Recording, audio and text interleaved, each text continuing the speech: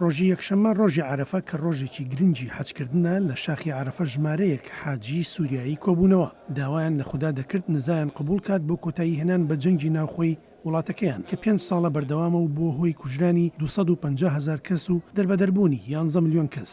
حەجیەکێکە لە 5 پایەکانی ئیسلام گەر موسڵمانێک توانای هەبێت لە ژیانیدا یەک کەڕەت حەجکردنی لەسرە. ئەم ساڵ ئێران بایکوتی حەجکردنی کرد. ئاماژەی بەوەدا سعودیە توانای نییە و کارمەندانی تەندروستی و سەلامەتی حاجیان کاردانەوەیان لاوازە.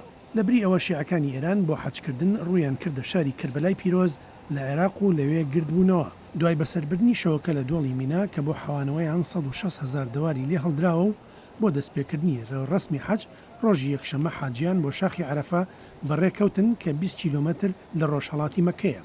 بڕواایەکی وا هەیە پێغەمبەری ئیسلام محەممەد وتوێتی حەجکردن ڕۆشتنە بۆ عەرەفە وەک ئاماژەیەک بۆ گرنگی ئەو ڕۆژە.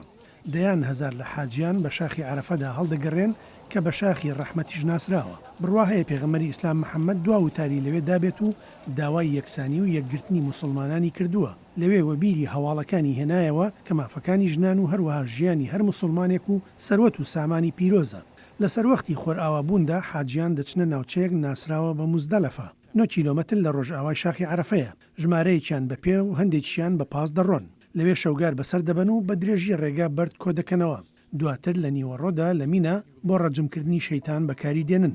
موسڵمانان بڕوایان وایە شەیتان هەوڵی داوە قسە لەگەڵ پێغەمبەر ئیبراهیم بکات بۆ تەفرەدان و دەرچوون لە فەرمانی خودا. وریا کاڵێ دەنگی ئەمریکا.